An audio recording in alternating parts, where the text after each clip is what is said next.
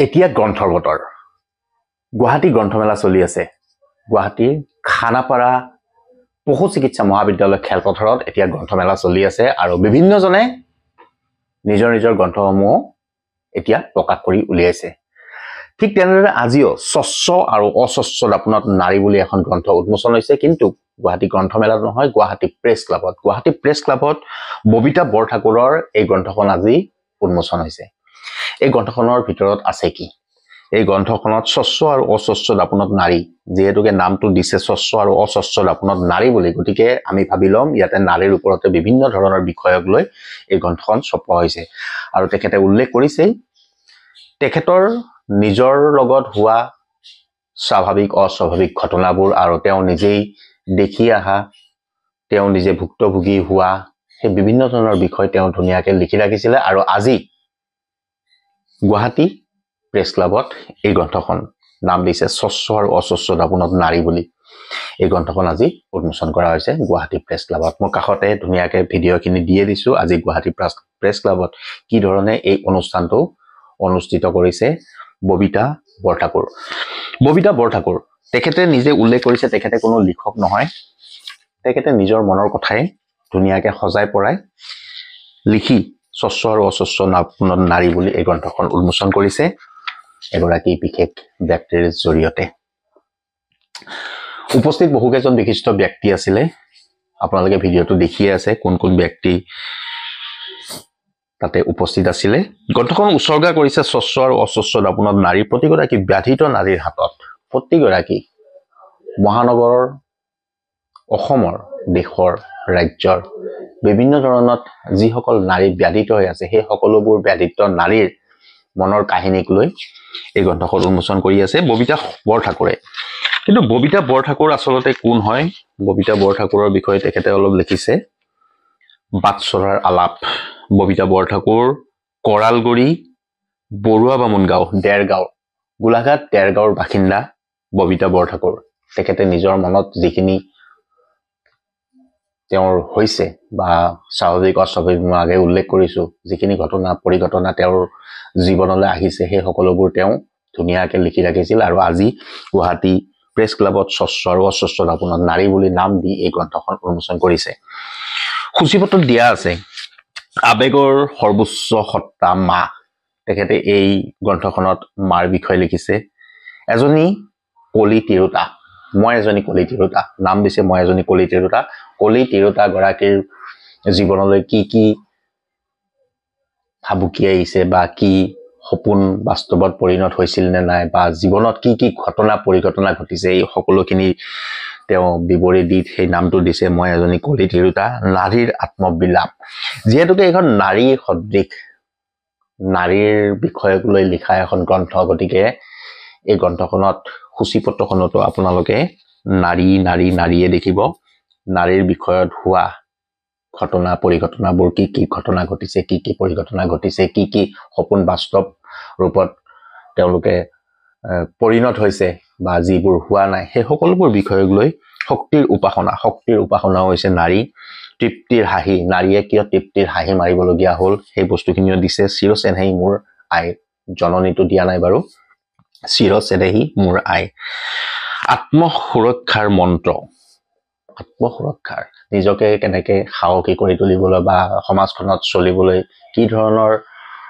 ধৰণে আগুৱাই যাব লাগিব তাৰো সেনেকুৱা ধৰণৰ হয়তো মন্ত্ৰ দিছে মই গোটেই বস্তুখিনি পঢ়া নাই পঢ়িবলৈ সময় লাগিব যিহেতুকে আজি উন্মোচন হৈছে মই কিতাপখন মোৰ হাতত পৰিছে সেইকাৰণে মই দৰ্শকসকলক মই জনাবলৈ বিচাৰিছো স্বচ্ছ আৰু অস্বচ্ছ দাপোণত নাৰী নামৰ এই কিতাপখনৰ বিষয়ে অলপ থুলমূলকে ইয়াতে কোৱা হৈছে যৌতুক জোৰণ আৰু ডক্টৰ ভৱেন্দ্ৰনাথ শইকীয়াৰ গল্প যৌতুক বিবাহ মানেই যৌতুক আৰু যৌতুক আজিকালি এটা বৰ ডাঙৰ ব্যাধি হৈ পৰিছে সমাজত আৰু সেই যৌতুকৰ ওপৰতে লিখা গৈছে এটা টোকা উৰ্মিমেলাৰ উচপনি যৌতুকৰ কাৰণে কিন্তু উৰ্মিমেলাৰ উচপনি নহয় সেইটো বেলেগ হ'ব পাৰে মমতাৰ মোনা নাৰী যেতিয়া শিক্ষয়িত্ৰী হয় নাৰী শিক্ষক শিক্ষয়িত্ৰী সমাজৰ কাৰণে এটা বৰ ডাঙৰ এডাল বটগছ বুলি ক'ব পাৰি এডাল বটগছ সেই গছডালে ফল দিয়ে আৰু সেই ফলবোৰ মানুহে ভাল কামত ব্যৱহাৰ কৰে আৰু সেই ফল দিয়া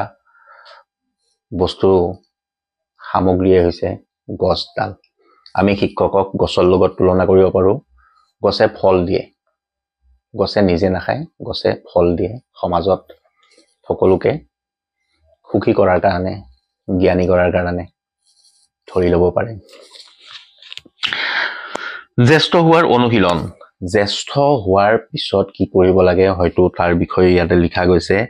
মই গুৱাহাটী প্ৰেছ ক্লাবত উপস্থিত আছিলোঁ এই গ্ৰন্থমেলা, এই বুকখন যেতিয়া উন্মোচন হৈছিল তেতিয়া লিখক ববিতা বৰঠাকুৰে কি কৈছে তাৰ সেই বস্তুখিনি অলপ শুনি লওক।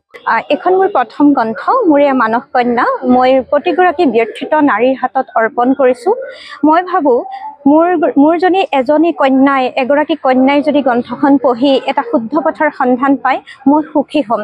মোৰ প্ৰথম গ্ৰন্থ আৰু ইতিমধ্যে মোৰ গোটেইখিনি প্ৰকাশিত প্ৰবন্ধহে মই সংকলন কৰিছোঁ। মই প্ৰবন্ধ শব্দটো ইয়াত সন্নিৱিষ্ট কৰা নাই, মই কৰিছোঁ নিবন্ধ সংকলন। কাৰণ মই জানো প্ৰবন্ধ হ'ল গহীন গম্ভীৰ গাম্ভীৰ্যপূৰ্ণ লেখা। মই মাত্ৰ মোৰ জীৱনৰ অভিজ্ঞতাবোৰ কলমেৰে আঁকি আগবাগ কৰি থাকোঁতেই স্বচ্ছ আৰু অস্বচ্ছতাপূৰ্ণ নাৰীৰ সৃষ্টি হৈছে। দেখা যায় যে খুব ছাত্ৰ অৱস্থাৰ পৰা বা পিছৰ পৰ্যায়ত মহাবিদ্যালয় বা বিভিন্ন কাকত আলোচনীত আপোনাৰ লেখা ওলাই থাকে। আজি সেয়া বহু দিনৰ মূৰত যিটো আশা আজি পূৰ্ণ হ'ল, কেনেকুৱা অনুভৱ? দেৰগাঁৱৰ ভিতৰুৱা অঞ্চলৰ পৰা আহি গুৱাহাটীত আপোনাৰ বহুদিন এটা আশা আছিলে। মোৰ ঘৰ দেৰগাঁৱৰ জমৰ কাঠনি, খুব সৰু জেগা কিন্তু বৌদ্ধিক চৰ্চা কৰা এটুকুৰা ঠাই। আৰু মোৰ চাৰিওফালৰ পৰিৱেশ, মোৰ দেৰগাঁওখন খুব বেছি মৰমৰ। আৰু মই সৰুতেই যিহেতু বিবাহ হৈছিলোঁ গতিকে মোৰ জীৱন অভিজ্ঞতা আৰু জীৱনৰ মূল্যবোধে কিছু কথা শিকাইছিল। আৰু সেইকাৰণে মই লিখিবলৈ বাধ্য হৈছিলোঁ। কাৰোবাকতো পোনপটীয়াকৈ গালি পাৰিব নোৱাৰি আৰু ভালো পাব নোৱাৰি, বেয়াও পাব নোৱাৰি। সেইকাৰণে মই কলমৰ সহায় লৈছিলোঁ, দুই এটা লিখি আছিলোঁ, কাকতলৈ পঠাই থাকোঁ। কাকতৰ তেখেতসকলে প্ৰকাশ কৰিছিল। আৰু মই যেতিয়াই কষ্ট পাওঁ, যেতিয়া সুখো পাওঁ দুখো পাওঁ, সুখতো লিখিছোঁ, হাঁহিটো লিখিছোঁ, ভাল লগাটো লিখিছোঁ। আৰু ইমান যে লিখি পেলাই মই লেখিকা হ'ব খুজিছোঁ তেনেকুৱা কথা নহয়। মোৰ মানসিক শান্তিৰ বাবেহে মই কলমক বন্ধু কৰি লৈছোঁ। ববিতা বৰঠাকুৰৰ নিজৰ মন্তব্য। তেওঁ ধুনীয়াকে কৈছে, তেওঁৰ যিখিনি ক'বলগীয়া আছে গ্ৰন্থৰ জৰিয়তেতো প্ৰকাশ কৰিছেই, লগতে তেখেতে মোৰ কেমেৰাটো ধুনীয়াকে বিৱৰি কৈছে কি ধৰণে এই গ্ৰন্থখন তেওঁ প্ৰকাশ কৰিবলগীয়া হ'ল। আৰু সেই সকলোখিনি পঢ়িবলৈ বা জানিবলৈ আপোনালোকে ওচৰৰ বিপণীত খবৰ কৰিব পাৰে, বা এতিয়া গুৱাহাটী গ্ৰন্থমেলা চলি আছে খানাপাৰা পশু চিকিৎসা মহাবিদ্যালয়ৰ খেলপথাৰত, তাতো গৈ পেলাই আপোনালোকে এই কিতাপখন স্বচ্ছ আৰু অস্বচ্ছ দাপোনত নাৰী নামৰ এই কিতাপখন আপোনালোকে ক্ৰয় কৰি ভিতৰত কিখিনি আছে বস্তু, ববিতা বৰঠাকুৰে কিয় এয়া লিখিবলগীয়া হ'ল, এই সকলো জানিবলৈ আপোনালোকে এইখন তাৰ পৰা ক্ৰয় কৰিব পাৰে। মই বৰ বেছি একোৱেই নকওঁ, কাৰণ কিতাপখনৰ ভিতৰত কি বস্তু আছে মই কৈ দিলে হয়তো বেয়া কথা হ'ব, গতিকে মই নকওঁ। ইয়াৰ ভিতৰত কিন্তু বহু জানিবলগীয়া কথা আছে। যি কথা নহ'ল কোৱা, ইয়াতে লিখাই আছে যি কথা নহ'ল কোৱা। বহু কথাই কোৱা হোৱা নাই, আৰু সেই নোকোৱা কথাখিনি আপোনালোকে ওচৰৰ বিপণীত বা মই উল্লেখ কৰিছোঁৱে গুৱাহাটী গ্ৰন্থমেলাত গৈ পেলাই আপোনালোকে এই কিতাপখন স্বচ্ছ আৰু অস্বচ্ছ দাপোনত নাৰী নামৰ এই কিতাপখন ক্ৰয় কৰি মই নোকোৱা কথাবোৰ, কিতাপত ভিতৰত থকা কথাবোৰ আপোনালোকে জানিবলৈ চেষ্টা কৰিব পাৰিব। শাকত নাখায় লোণ, কিয় নাখায় শাকত লোণ? আমি শব্দটো শুনি আছোঁ, শাকত নাখায় লোণ, কিন্তু কিয় শাকত লোণ নাখায় এই কথাখিনি আপোনালোকে জানিব পাৰিব। জ্যেষ্ঠ হোৱাৰ অনুশীলন মই উল্লেখ কৰিছিলোঁ। পুৰুষৰ চকুলো, এইখন হৈছে নাৰীকেন্দ্ৰিক গ্ৰন্থ। এই নাৰীকেন্দ্ৰিক গ্ৰন্থত পুৰুষৰ কি কাম, ইয়াতে এটা সূচীপত্ৰত দিছে পুৰুষৰ চকুলো। পুৰুষে কিয় চকুলো টুকিবলগীয়া হ'ল? নাৰীয়ে তেওঁক কিবা জগত লগালে নেকি? কিন্তু ইয়াতে এটা কথা সঁচা, নাৰীয়ে নাৰীৰ শত্ৰু। এইটো কিন্তু ধ্ৰুৱ সত্য কথা।